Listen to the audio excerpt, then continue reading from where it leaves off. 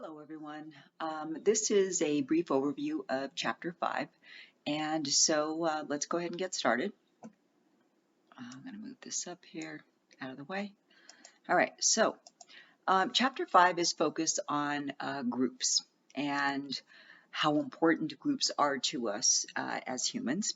And first off, we should start with a definition of what a group is. And a group is a collection of people who share some sort of attribute or they have an identity with one another that binds them together in some way. So you could think about a class.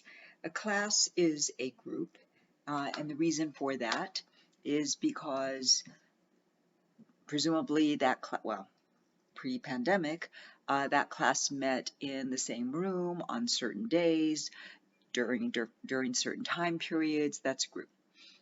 People who go to work on the same shift, whether it's at a bank or a grocery store or retail somewhere, a factory, that's a group. The same people go to work at the same time on a particular schedule, and they identify with one another. You know, they may identify all as being employees of XYZ Corporation, or in the case of a class, they may identify as we're all in Professor Fulanito's Sociology 1 class, whatever it might be.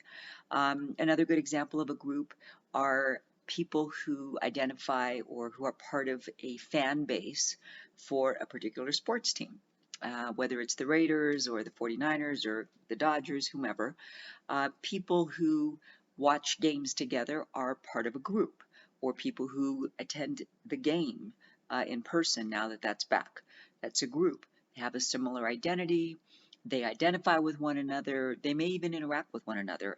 If you've ever been at a Dodgers game in particular, you know that at some point somebody starts tossing a ball around. It's usually a big beach ball, and people will toss it from group to group to group, or section to section, I should say. And people do that because it's part of the fun of being at a Dodgers game. You're part of this group. So one thing that we should recognize is that groups, social groups, do provide us with some values, some norms, and maybe even some sort of rules that help to guide us, to guide our lives. And you'll remember the terms values and norms from Chapter 3.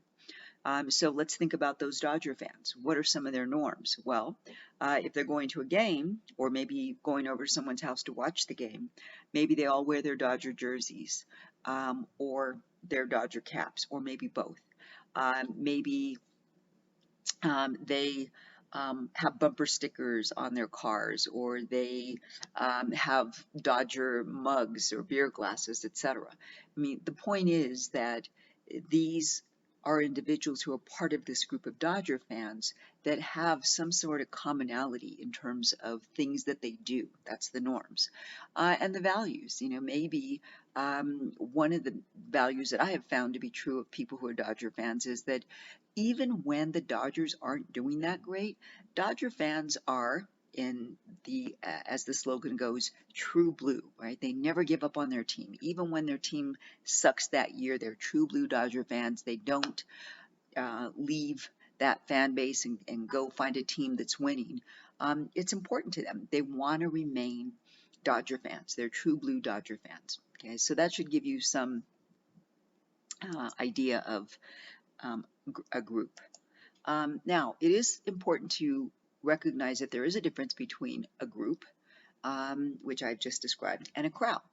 A crowd is something that we often find ourselves a part of.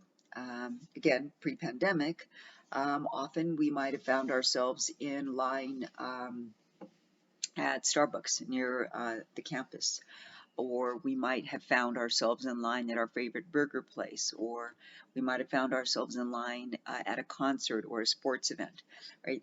Those are crowds because they're temporary gatherings of people in a public place. But these are people who really don't necessarily identify with one another, in which case I should probably take out the Dodger fans. But people waiting in line at Starbucks, or people waiting at the favorite burger place, people waiting in line to board a plane, those are crowds. Why? Because they're going to be together temporarily, maybe a little longer on on a flight, but it's temporary. Once the plane lands, everybody goes their separate way. Once someone grabs their Starbucks coffee, they're on their way in their car, on their bike, wherever, going their separate way. In fact, it's very likely the case in most crowds that we're part of that we never see those people again, right? We never see them again. In aggregate, and I don't want you to worry too much about this because there's a really subtle difference between a crowd and an aggregate. You can think of the aggregate as the umbrella, and the crowd goes under that umbrella. So it's one type of aggregate. It's a crowd. So just really keep in mind crowd and group. Then I really want to focus a bit on primary groups, because primary groups are very important to us as humans.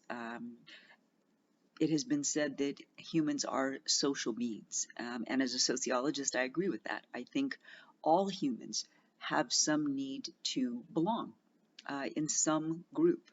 And primary groups, I think, are a perfect example of that. These are groups that are close-knit. They have a lot of face-to-face interaction, lots of cooperation, and a lot of a sense of a deep sense of belonging, maybe even love among the group members. And for a lot of people, not everyone, because not all families are the same, but for a lot of people, family is a primary group. For others, they may also have friends. A small group of friends is a primary group. For others, maybe only friends are their primary group. For someone else, it might be a different group that is their primary group. Say a work group maybe. For example, people who work together, firefighters, teachers, healthcare workers, who work together for a long period of time on the same shift, they often will develop primary groups within that larger work group. Secondary groups are another type of group that also are important in our lives, albeit not as important as a primary group. A secondary group tends to be larger than that primary group, number one, but also secondary groups are less personal, right? We don't have a strong bond to these other people in our secondary groups. We don't care about them as much as we care about people in our primary groups. And we're usually part of that secondary group simply because we need to complete a task or we need to complete an activity. There's some sort of goal, some sort of reason why we're part of that group. In contrast, primary groups, for example, a family, if that is a primary group of yours, we didn't choose these people. These people were just, random fate, our primary group, our family. And these people know us probably better than most other people, our primary group members. They know our flaws, and we can be who we are really truly with primary group members. We can't necessarily do that with the secondary group, because if you're at work, for example, that's a secondary group for a lot of people, you don't necessarily want those secondary group members to know everything about you, right? You don't tell them all of your most heartfelt fears and hopes, etc. You interact with them because you have to get the job done, etc. But at the end of your shift or at the end of the class, etc., you go your merry way. And another good example of a secondary group is a class. Okay, a class. You probably don't know most of the other, well, right now, because it's an online class, you probably don't know anybody in this class. But even in traditional classes, you often sign up for a class, you don't know who else is going to be in the class, you may not even really know who the instructor is going to be, if it's listed as staff, or even if the instructor's name is listed, may not mean anything to you. So classrooms are also secondary groups. All right, so I want to focus on social networks. A social network at first might not seem like it's that important, but it really, really is. In fact, you are probably familiar with the saying that it isn't what you know, but who you know. That is a great cliche that highlights the importance of social networks. For example, do you think that any of the people working in former President Trump's administration or current President Biden's administration or any of the other presidents, former presidents, any of the people who worked in those administrations, and by that I mean primarily at the top levels, people who regularly go to the White House or work in the White House, do you think any of those people got or were able to obtain their jobs because they put their resumes on monster.com or Indeed or LinkedIn and got the call? Of course not. Some of the most, not only highly paid, but most prestigious jobs, most important, most powerful jobs are, in this country at least, are those that are obtained because of who we know. It's not because of the resume that we put up on an online site somewhere. And so your social network is exponential, really. And I'm going to show that to you in the next slide. Bear with me. This is my not so great art here, but it will suffice. You are in the middle there. That's you. And you know people, right? You know family members, peers, extended relatives, coworkers, classmates, professors, teammates, if you play a sport or a league sport, people in your book club, in your club or organization. You know lots of different kinds of people, right? And all of the different social environments that you're part of. So I've tried to illustrate all these different people, and I'll just move this up here a bit to make it a little bit easier to see. All right, so here's an example. And I didn't have enough room to keep carrying it out for all of these networks here. I didn't have enough space, but you get the idea. Here's you, and here the closest people to you are your primary group. So your family members, your friends, people that you have some close ties with. And then, of course, all those people know people too. And you know other people too, through your work, you wave at people or people in classes, etc. So those are all people that are the B's here. And then, of course, those people that you know, other than your immediate family members or primary group members, these B people, the coworkers, the friend, coworkers, the friends of friends, etc. They all know people too. So those are the C's. So you see the C's here. And of course, those people know people, so those are the D's. You see the D's here. Those people know people, so you see the E's here, and I didn't carry that out, okay. Well, yes, I did. Here's the E's. Here's the F's, because those E's know people. So here's the F, and again, it could go out exponentially, all the way past Z. It could be A1, sub 1, A sub 2, a subscript 1, subscript 2, A subscript 3, etc. It could go out exponentially.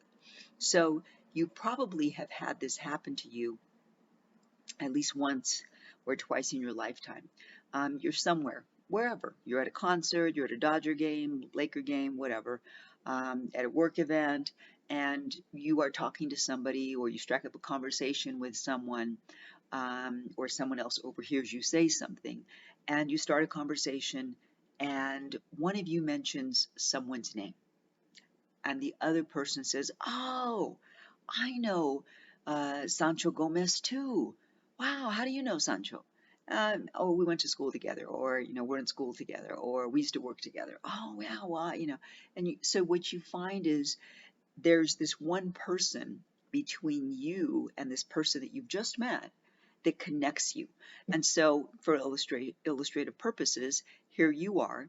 Let's say you're talking to B here, and remember, you're connected to B through A. Let's say you're talking to B here, and well, let's say you're talking to F over here, and you mentioned D, And F immediately says, oh, yeah, yeah, I know D, I know D. Okay, so you can see that the Disney idea of it's a small world is not really crazy. It happens fairly frequently, particularly, at least I have found in my own lifetime, the more education you obtain and the higher level your profession, the more likely that will happen. So social networks are really important. As I said, they can help us get jobs. We might meet the person that we marry through one of these social networks. We might find a good doctor or dentist or lawyer through these social networks. We may find that we can make a really good friend from these social networks, etc. So it's important to recognize the social networks are really important. And I know a lot of people might think of social networks as social media, but social media is not necessarily the traditional social network that sociologists talk about, because you may have a bunch of followers on Twitter or Facebook, or I don't even know, or likers on Facebook. I don't even know the terms because I don't use social media. Um, but really, how many of those people could you call at 3 in the morning and say, hey, my car broke down and I you know, um, I don't have a Lyft account, I don't have a credit card, and I have no way to get home. Can you please come pick me up? Probably not a lot of those people that follow you or like you or whatever other thing that people do on social media. But people in your primary group are part of that social network, and they will likely come out at 3 in the morning and pick you up, or at very least send you a lift. Right? That's what I would do, send a lift. All right, so one idea that I do want to just touch on briefly is this idea. You see the people here at the bottom in this picture. They appear to be playing bingo, and I know bingo sounds like an old people game, and it kind of is. Although the version for Latinx people, loteria, is often played at family gatherings, etc. But I know these are a bunch of older people playing a game together. This seems kind of silly, but these are people who are together in a place. They maybe are talking to each other while they're playing. Aside, if you've ever played games or dominoes or some other game, Life, Monopoly, whatever, it's not just playing the game. You're also talking to those people. You're having some interaction with them face to face. And there is some suggestion, some researchers have suggested that all of the virtual membership that we have today, particularly via social media, is not quite as satisfying as our face-to-face interaction. And perhaps some of you would agree with this. Because of the pandemic, probably many of you found that online classes were just not the same. And even if you had synchronous class meetings, you might have, logged in and followed along at least at the beginning, and then maybe you found that your attendance was more sporadic. Why? It just wasn't as fulfilling as being in a classroom and having the exchange of ideas. Yes, we can try to do that. When I do it synchronous classes, I put people in breakout rooms and try to get them to discuss. And I tell them, look, I'm not going to check in on you. I'm going to trust that you're discussing what I've asked you to discuss, even though I could go into those breakout rooms to see. But I'm guessing it's just not the same, right? And so virtual membership might actually make us think that we're more connected to people because we've got this many followers or because this many people like us. But really, maybe it is contributing to a form of disconnectedness or alienation from other people because we are not really truly connected to these people. And I've seen some articles in the New York Times, the Washington Post, and other print media that suggest that some people, not all, are having difficulty or are a little anxious about going back into the workplace or going back out to social gatherings because they feel as though they've forgotten how to have small talk, conversations with others, because for so long it's been via video or it's been via social media where you don't really have that really true connection. So just quickly wanted to touch on that. All right, so I'm not going to spend a lot of time on group dynamics. I prefer that you read about that. There's good discussion there. But I do want to briefly touch on in-groups and out-groups. And for this reason, these, whether we realize it or not, play a fairly important role in our lives. In-groups are very important to us because these are groups that we identify with. That is, we feel like we belong in that group. We identify with the norms and the values of that group. And we may even feel a type of loyalty toward that group. So certainly primary group is a type of in-group. Maybe our sports group, we're fans of the Dodgers or whomever. That's another in-group for a lot of people. Maybe you're part of the psych club or the Soj club or some other club on campus, and that's an in-group for you. On the other hand, an out-group also plays a role in our lives because out-groups are groups groups whose members we feel some sort of opposition toward them. We may feel some animosity toward them, some kind of rivalry, maybe even outright hostility. We just don't like those people, whoever those people are. And so if you're if you're a Dodgers fan, your outgroup is probably the Angels. If you are well, this doesn't really apply so much anymore. I don't live in LA anymore, so I'm not really too keen on sports groups anymore. But let's say if you are a Raiders fan, and remember the Raiders used to be in LA all those years ago, maybe your outgroup are the 49ers fans or the Chargers fans or whomever is your outgroup. If you are I don't know, if you're a Christian, maybe your outgroup is people who are not Christian, or maybe people who are atheists because they don't believe in anything at all. And so we all have in-groups and out-groups. And hopefully the out-group is someone or is a group of people that while we may not have anything in common with them, we recognize that they aren't the enemy. And that's a huge hope of mine. Although we tend to look at people who are different from ourselves as being not quite worthy or inferior to us. So, and then a reference group. This is also an important group. For example, I'm a lawyer, went to law school, graduated, took the California bar exam, became a lawyer.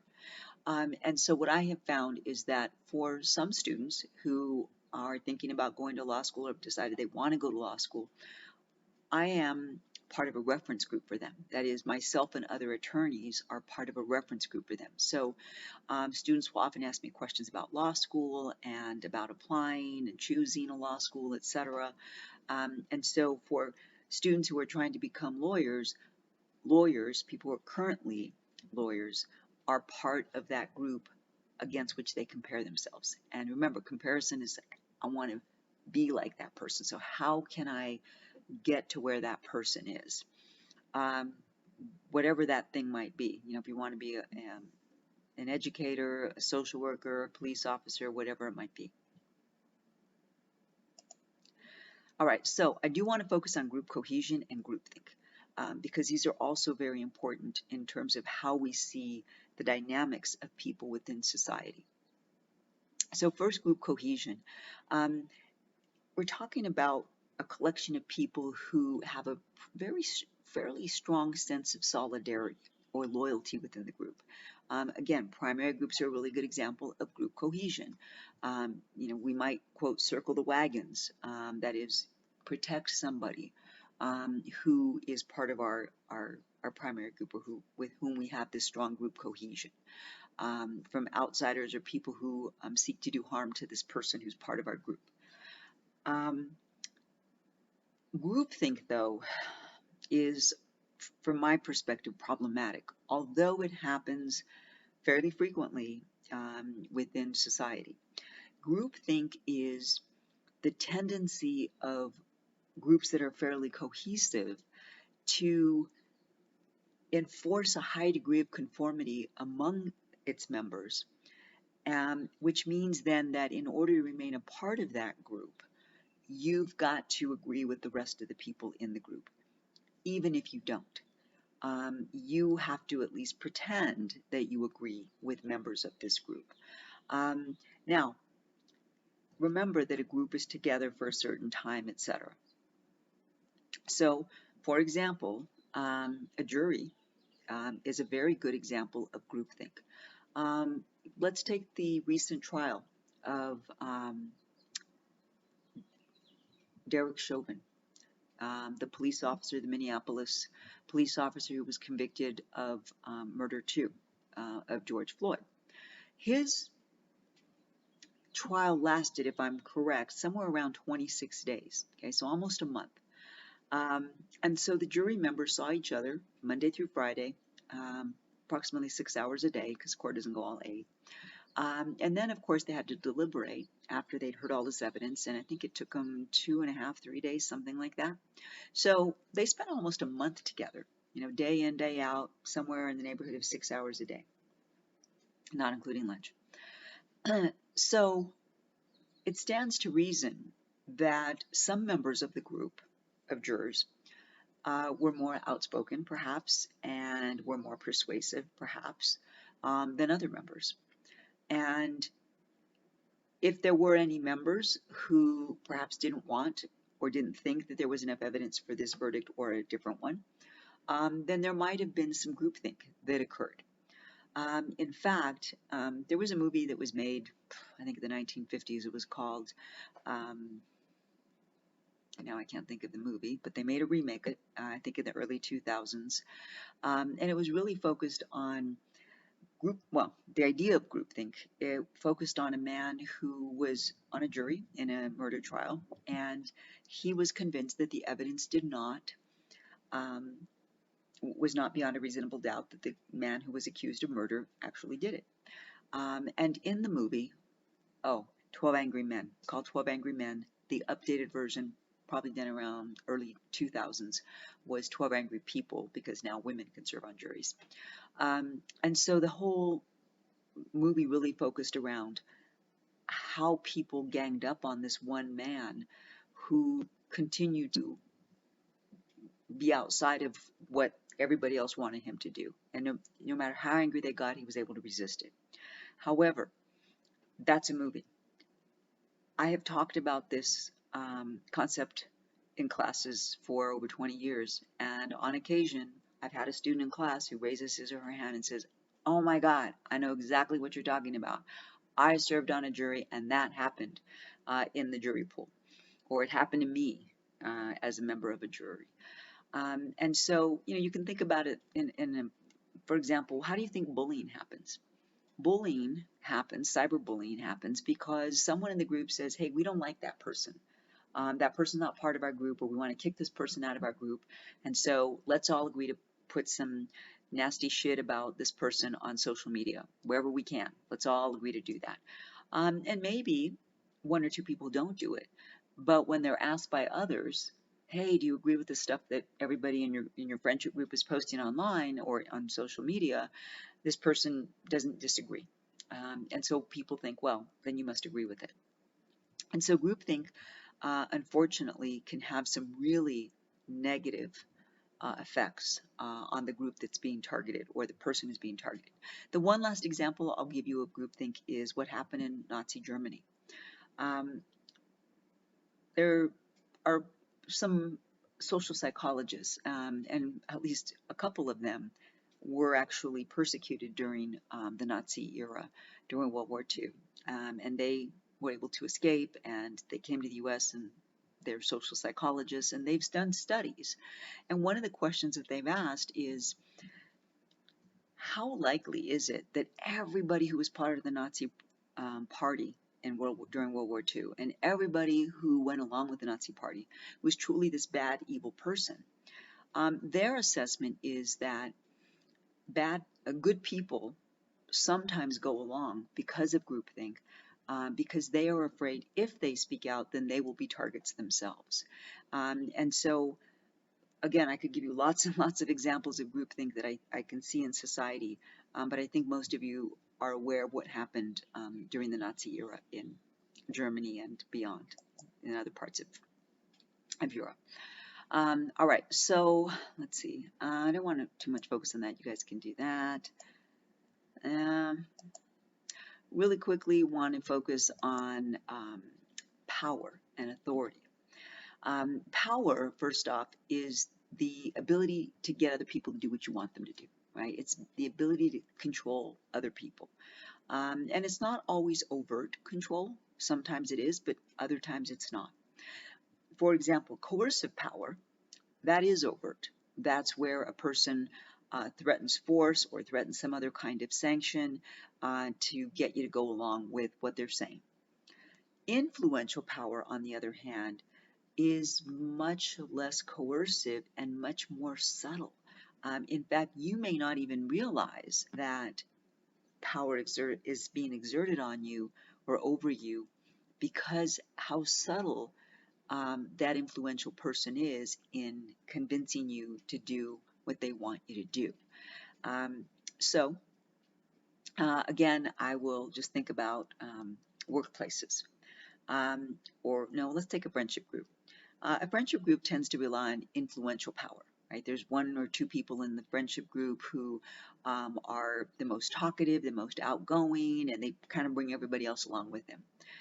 If those one or two influential people decide, you know what, we don't like that person, so we're not going to include him anymore, you might find yourself going along with that just because it's easier. That's very subtle persuasion. You know, we're not going to do anything with them anymore. Let's just not invite them.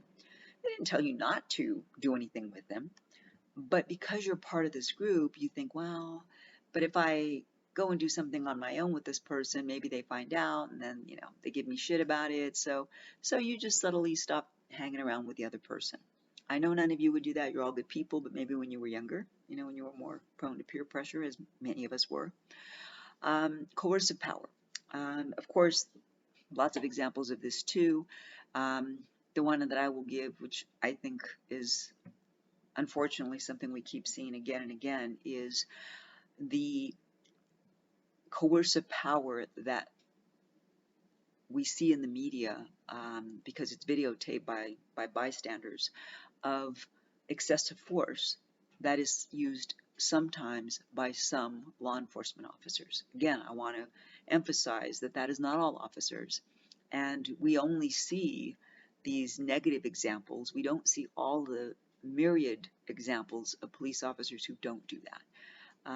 And so I want to make sure that we're not painting all law enforcement officers as users of coercive power, although there are some few who do sometimes get caught doing that. I also want to focus on an idea, Max Weber. Weber was that sociologist you remember reading about in chapter 1.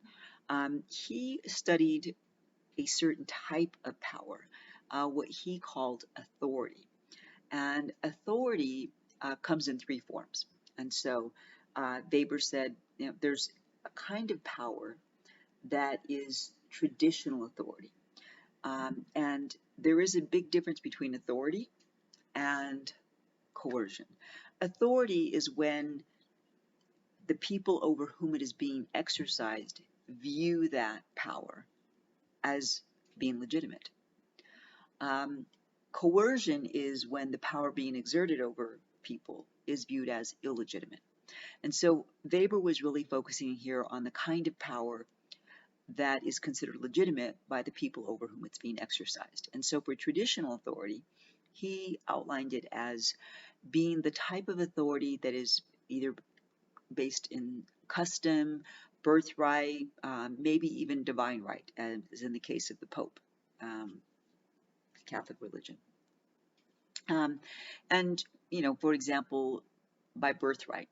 Very, very typical of monarchies. Now, there aren't a whole lot existing in the world anymore, but um, Queen Elizabeth is a really good example of the head of the monarch known as the Windsors. Okay? In Thailand, they've got a monarch as well. In Spain, they've got a monarch. But of course, like with Queen Elizabeth, they really don't have a whole lot of power over people. But the authority is traditional, right? People still revere her. People still respect her.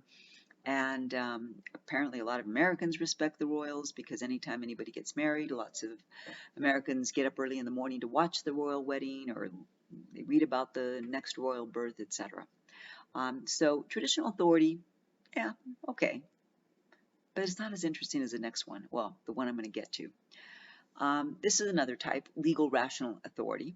And Weber argued that legal rational authority is based in laws or rules or some sort of procedures. Okay, so you can think about the governor of a state having legal rational authority. The President of the United States, whomever that might be at any given time, has legal rational authority. That is, they have power because of the laws. You can think about principals or presidents of universities. It's not a law, but it's part of the rules or the procedures of the institution that the president of a university has certain types of power, legal rational. Once that person is no longer president of the university or governor of California or wherever, they don't have any more power. It's rooted in the position, the status that they have.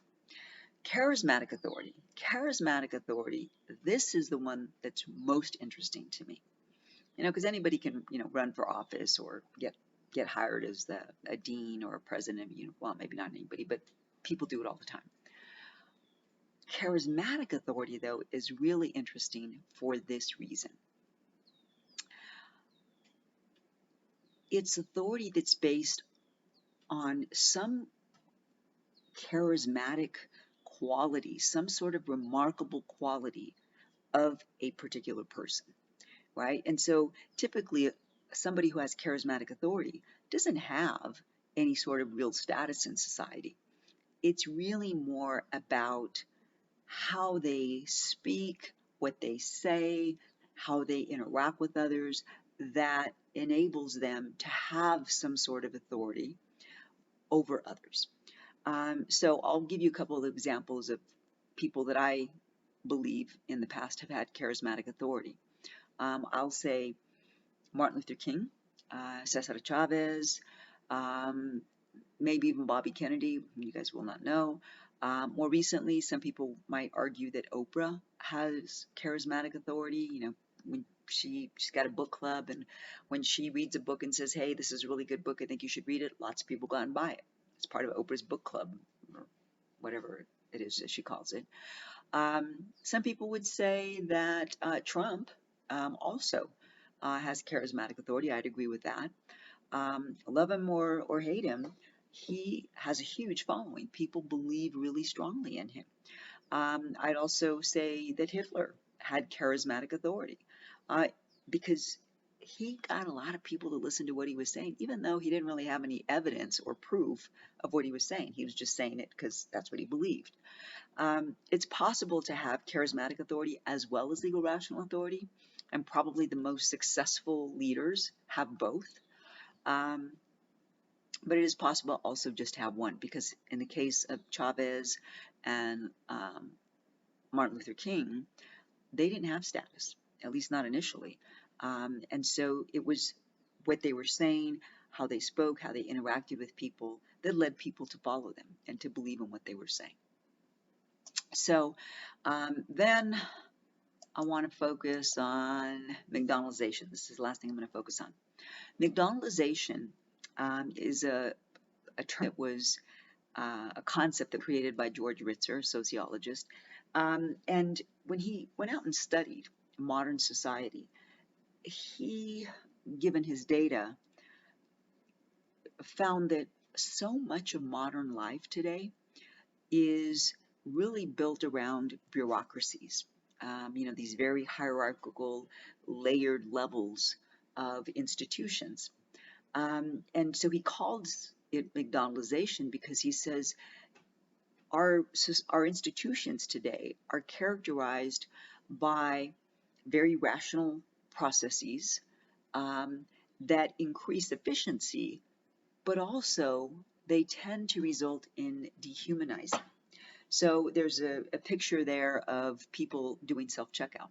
Okay. Now, I'm a big fan of self-checkout because I think most people are lazy and just want to, let somebody else scan their things and bag them. So I almost always go through self-checkout unless they don't have it, or unless I'm buying alcohol and can't do it there. And I like it because it's faster, right? It's more efficient for me instead of standing in line waiting for somebody else to scan my things and bag them. Now, think about McDonald's and think about here's why he calls it McDonaldization. If you're familiar with McDonald's, and I think probably many of you are, you know that you can pretty much walk into any McDonald's anywhere in the United States and probably anywhere in the world. I don't know that for a fact, but I've seen McDonald's in 60 countries or so that I've been to. There's always one, at least in larger cities. Um, and you can go in and order something off the menu and know that it's going to taste almost exactly the way it tastes when you're at home. A couple of exceptions in other countries, they don't always have the same things on the menu, but close. So you can always get a milkshake. You can't always get a cheeseburger though. For example, in Israel, you can get a hamburger or you can get cheese in buns, which I guess you could call a cheese sandwich, but you cannot get a cheeseburger because that is not kosher. Um, People who are practicing Jews do not eat dairy and meat together.